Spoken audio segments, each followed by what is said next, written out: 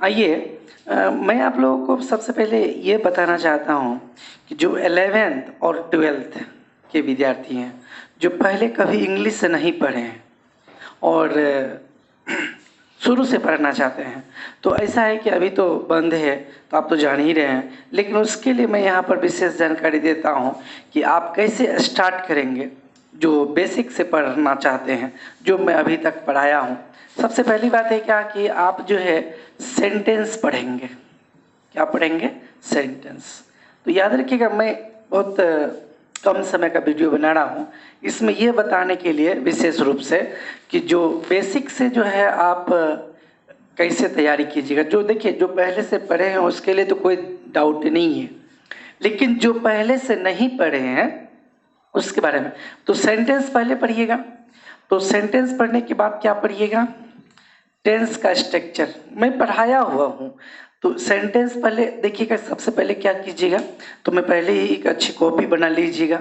अच्छी कॉपी बना लेने के बाद उसमें क्या कीजिएगा, जितना जैसे सेंटेंस स्टार्ट किए हैं, जैसे पार्ट 1, पार्ट 2, पार्ट 3 देख रहे होंगे आप लोग, वो जो है ना, जैसे लेक्चर 1, लेक्चर 3, तो वो उसमें जो वो चीज़ अगर समझने की बात है, अगर उसको आप जानना चाहते हैं, तो जैसे कि सबसे पहले पार्ट 1 पढ़िएगा, फिर पार्ट 2 पढ़िएगा, फिर पार्ट 3, तो कॉपी में अच्छी तरह से लिखिएगा जिससे कि कोई परेशानी आपको नहीं हो। और जब सेंटेंस को अच्छी तरह से समझ लीजिएगा, अगर सेंटेंस में अगर कहीं भी कोई प्रॉब्लम होगा समझने में, तो फोन करके पूछ सकते हैं, सब अवेलेबल है सब कुछ। सेंटेंस के बाद टेंस स्ट्रक्चर। टेंस का स्ट्रक्चर, टेंस का जो स्ट्रक्चर है, आप सेंटेंस के बाद टेंस का स्ट्रक्चर पढ़ लीजिए। इसके बाद एम्फेटिक सेंटेंस पढ़ाए हैं, एम्फेटिक सेंटेंस पढ़ लीजिएगा। देखिए, इस तरह से पढ़िएगा। अगर बेसिक से पहले कभी नहीं पढ़े हैं, तब पहले सेंटेंस, तब टेंस का स्ट्रक्चर, इसके बाद एम्फेटिक सेंटेंस, क्योंकि बहुत बेहतर रहेगा और अच्छी तरह से समझ में भी आएगा। तब इसके बाद वॉइस पढ़िएगा, ठीक है। वॉइस के बाद जो है ना, ट्रांसफॉर्मेशन पढ़िएगा। जो पहले कभी नहीं पढ़े हैं, बेसिक के लिए, जो बेसिक से मतलब जो बेसिक से पढ़ना चाहते हैं, सेंटेंस पढ़ने के बाद कोई प्रॉब्लम नहीं रहेगा, टेंस का स्ट्रक्चर से भी कोई प्रॉब्लम नहीं रहेगा। एम्फेटिक सेंटेंस जो है, इसका वॉइस पढ़िएगा, इसके बाद ट्रांसफॉर्मेशन पढ़िएगा, और इसके बाद ट्रांसफॉर्मेशन के बाद नरेशन पढ़िएगा। इतना ही तो बात मैं अभी तक पढ़ाया हूँ। और इस तरह से, और देखिएगा कि मतलब सेंटेंस, टेंस का structure, emphatic sentence, voice, transformation, narration. तो मैं यहाँ पर कह देता हूँ कि 11th के लिए, 11th एंड 12th, मतलब दोनों के लिए इस तरह से। अब है क्या कि ये तो ग्रामर की बात हो गई। अब वर्ड, तो वर्ड कैसे याद कीजिएगा? देखिए, अगर आपके पास ट्रांसलेशन की किताब है, मैं आपको पहले जानकारी दे देता हूँ।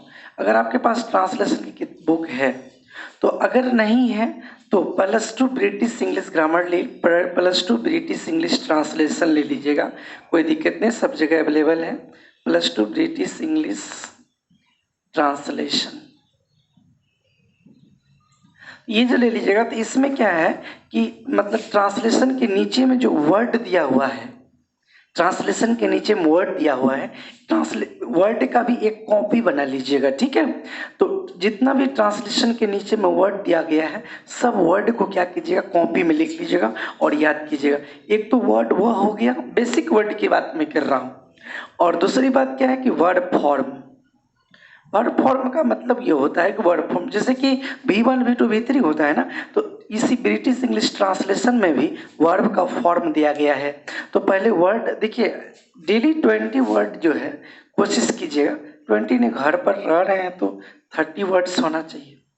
तो डेली जो है 30 वर्ड्स याद कीजिएगा, ठीक है। ये वर्ड हो गया, इधर ग्रामर हो गया, कोई तरह का दिक्कत नहीं है। और इधर बुक के बारे में मैं जानकारी दे देता हूँ। तो अगर आप 11th वाले हैं तो रेनबो फास्ट खरीद लीजिएगा, ठीक है। और उसमें क्या होगा कि एक पेज डेली पढ़िएगा, 1 पेज डेली पढ़िएगा। तो जिससे क्या होगा कि अगर 1 पेज पढ़िएगा ना, तो इसमें क्या होगा कि जो वर्ड में प्रॉब्लम होगा तो उस वर्ड को आप जो है डिक्शनरी के माध्यम से देख लीजिएगा और उस वर्ड को भी आप जो वर्ड का कॉपी बनाए हैं उसमें पढ़ लीजिएगा। इसके बाद रेनबो फर्स्ट, अगर जो विद्यार्थी 12th के हैं तो रेनबो सेकंड पढ़ लीजिएगा, रेनबो सेकंड पढ़िएगा। रेनबो सेकंड से डेली 1 पेज पढ़िएगा। जिस तरह से जैसे वर्ड का प्रॉब्लम होगा उस तरह से, तो वर्ड भी हो गया, बुक भी हो गया और ग्रामर भी हो गया। अब जहाँ तक रहा सवाल ट्रांसलेशन का, तो मैं बीच बीच में ट्रांसलेशन आपको बताऊंगा और यहीं पर सब कुछ चर्चा भी करूंगा। तो देखिए, जैसे कि ग्रामर हो गया, इसके बाद यहाँ पर ग्रामर की बात कर देता हूँ। तो ग्रामर, वर्ड और बुक, ये तीनों काम हम लोग को चल रहा है। और मैं ये तो जिस तरह से मैं तैयारी करवा रहा हूँ, तो मैं 12th को निश्चित रूप से 12th का जो क्लास है इस तरह से अगर चलता रहेगा। और होता क्या है कि बहुत स्टूडेंट जो भी मुझे जान रहे हैं और मेरे जितने विद्यार्थी हैं गांव से हैं, तो अधिकांश के पास मोबाइल वगैरह भी नहीं है।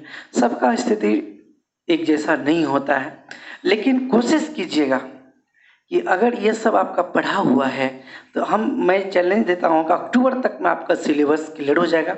सजेशन भी मैं व्हाट्सएप ग्रुप पर भेज चुका हूँ, सजेशन भी क्लियर कर चुका 12th का, और ऑब्जेक्टिव भी मैं डाल रहा हूँ, सभी विद्यार्थी तक पहुँच जाना चाहिए।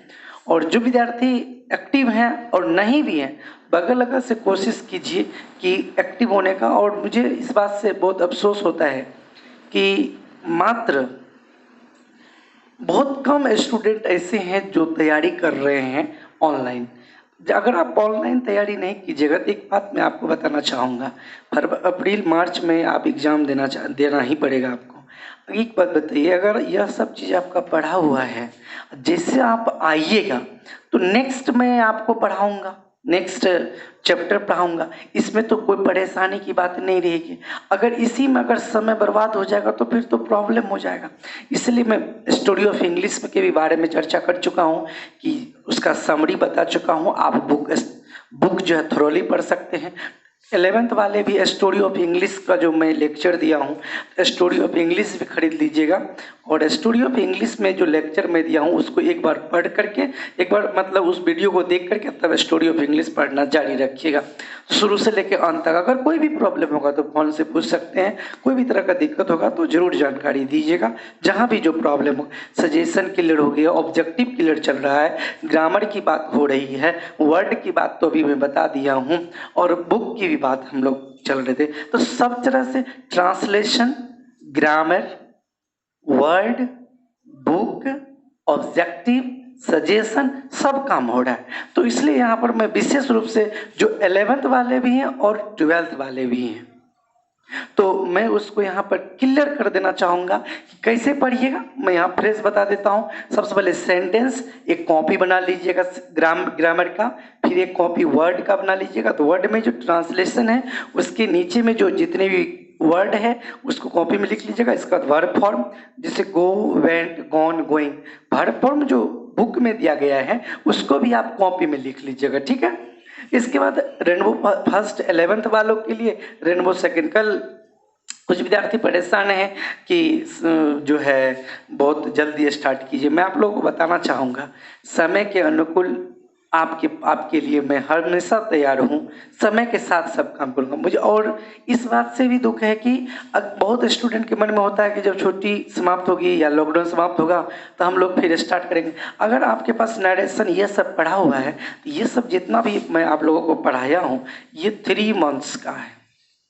आपको मैं आज से बताना चाहूँगा 3 मंथ्स आपका घट जाएगा अगर ये सब आपका तैयारी किया हुआ था। अब बताइए, तो मैं आप लोगों को एक चीज़ बताना चाहूँगा कि मेरा कोशिश रहेगा सब दिन कि ये जो 3-4 मंथ्स जो भी हम लोग डिस्टर्ब हुए पढ़ाई में, मैं आपसे ये निश्चित कहूँगा कि 3-4 मंथ से डिस्टर्ब होने के बावजूद भी मेरा वैसा ही तैयारी आप लोगों के साथ रहेगा जैसा कि पहले था, इसलिए कि इसके माध्यम से आप क्लियर हो गए।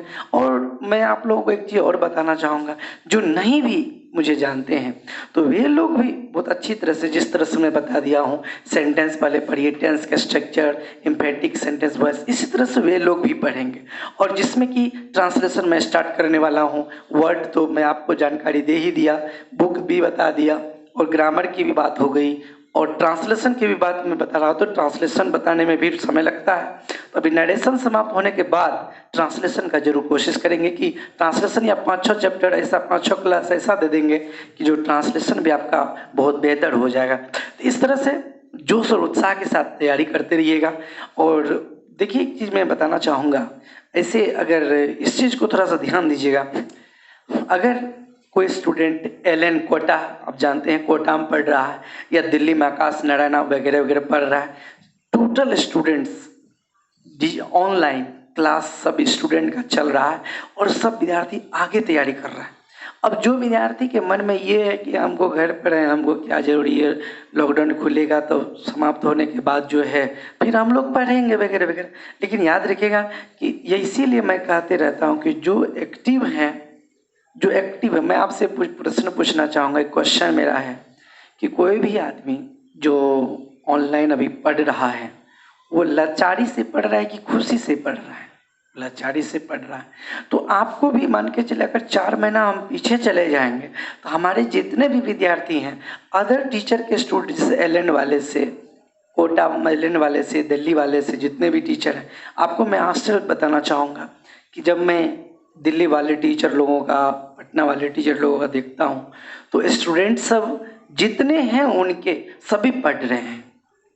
तो अब मुझे इस बात से दुख है कि आप लोग क्यों सोए हुए हैं पता नहीं, मतलब समझ में नहीं आ रहा है कि आप लोग का क्या। एक चीज़ मैं आपको बताना चाहूँगा, एनडीए का तो फॉर्म भरना ही होगा, एयरफोर्स नेवी का तो आप लॉकडाउन से कोई मतलब नहीं है, आईआईटी मेडिकल का तो लॉकडाउन से कोई मतलब नहीं है। लेकिन एक चीज़ मैं आपको बताना चाहूँगा, जब परीक्षा भी लगभग टाइमली सब कुछ रहेगा तो फिर आप कैसे क्या कीजिएगा।